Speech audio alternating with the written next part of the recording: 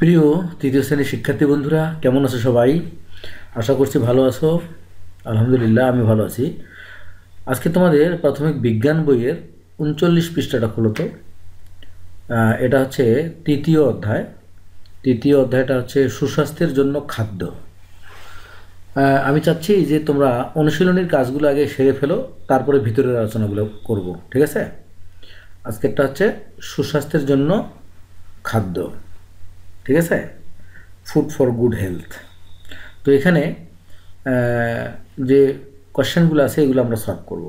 এখানে সঠিক উত্তরে টিক চিহ্ন, তারপরে শূন্য স্থান পূরণ, তারপরে বাম ডান মিলকরণ, তারপরে সংক্ষিপ্ত প্রশ্ন এবং বর্ণনামূলক প্রশ্ন। চলো আমরা সকল প্রশ্নের উত্তর জেনে নিই।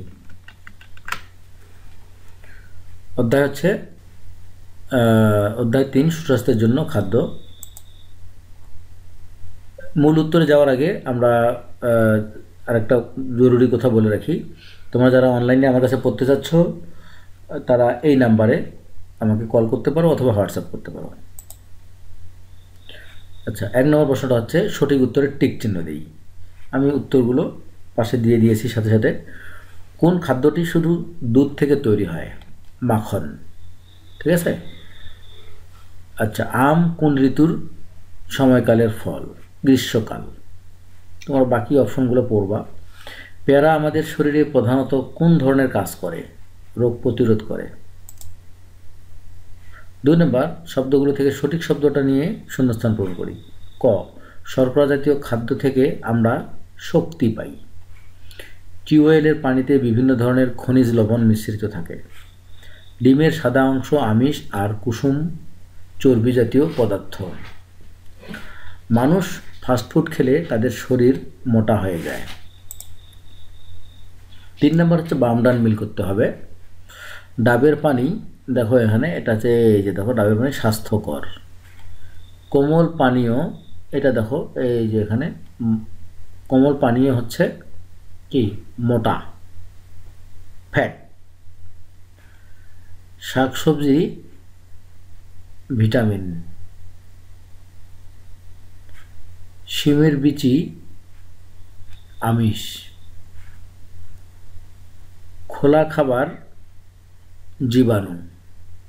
ওকে, তাহলে এটা তোমরা বুঝে গেছো। সংক্ষিপ্ত প্রশ্ন, আমাদের খাদ্যের প্রধান উৎসের নাম লিখি। আমাদের খাদ্যের প্রধান উৎসের নাম হলো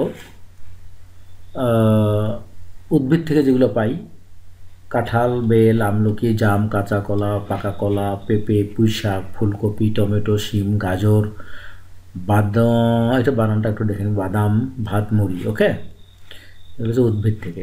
প্রাণী থেকে যেগুলো পাই এগুলো হচ্ছে দুধ, ডিম, মাংস, মাছ, পনির। আমিষ জাতীয় খাদ্য আমাদের শরীরে কী ধরনের কাজ করে? আমিষ জাতীয় খাদ্য আমাদের শরীরের গঠন ও ক্ষয় পূরণে কাজ করে। মাছ, মাংস, ডাল, শিমের বিচি, ডিমের সাদা অংশ ইত্যাদি থেকে আমিষ পাওয়া যায়। নিরাপদ ও স্বাস্থ্যকর খাদ্য বলতে কী বোঝায়? যে সকল খাদ্য গ্রহণ করলে আমাদের শরীরের পুষ্টি সাধন হয়, সে সকল খাদ্যই হলো নিরাপদ ও স্বাস্থ্যকর খাদ্য। তাজা শাকসবজি, ফলমূল, ভাত, রুটি, দুধ, ডিম, ডাল, মাছ, মাংস ইত্যাদি খাবার থেকে আমরা আমাদের প্রয়োজনীয় পুষ্টি পাই। এগুলো নিরাপদ ও স্বাস্থ্যকর খাবার। নিরাপদ পানীয়ের 2টি উদাহরণ দিই। নিরাপদ পানি মানে বিশুদ্ধ পানি, অর্থাৎ যে পানিতে ময়লা, আবর্জনা, রোগ জীবাণু থাকে না, তাই নিরাপদ পানি। নিরাপদ পানির 2টি উদাহরণ হলো ডাবের পানি, ঘরে তৈরি লেবুর শরবত। 5 নম্বর ক হচ্ছে আমাদের শরীরে খাদ্যের পুষ্টি উপাদানের প্রয়োজনীয়তা বর্ণনা করি। তোমরা এটা পড়ে নিবে। হ্যাঁ, তোমরা ক্লাস 3 ছাত্র হিসেবে রিডিং পড়তে পারো অবশ্যই, এটা পড়ে নেবে। হ্যাঁ, এটা বড় একটু উত্তরটা।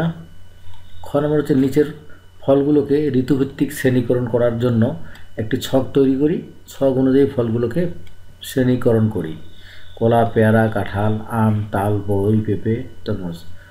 এগুলো হচ্ছে একটা ছক অনুযায়ী কোন ফলটা কোন ঋতুর, ওটা তোমরা এই যে এখানে দেখো: গ্রীষ্মকালীন ফল, শীতকালীন ফল, 12 মাসি ফল। গ্রীষ্মকালীন ফলটা হচ্ছে কাঁঠাল, আম, পেয়ারা, তাল, তরমুজ। শীতকালীন ফল হচ্ছে বড়ই, বারোমাসি বলতে কলা, পেঁপে। ঠিক আছে, তোমাদেরকে দেখার জন্য অসংখ্য ধন্যবাদ। তারপর অপেক্ষা করো পরবর্তী ভিডিওর জন্য। ততক্ষণ পর্যন্ত ভালো থাকো, সুস্থ থাকো। আল্লাহ হাফেজ।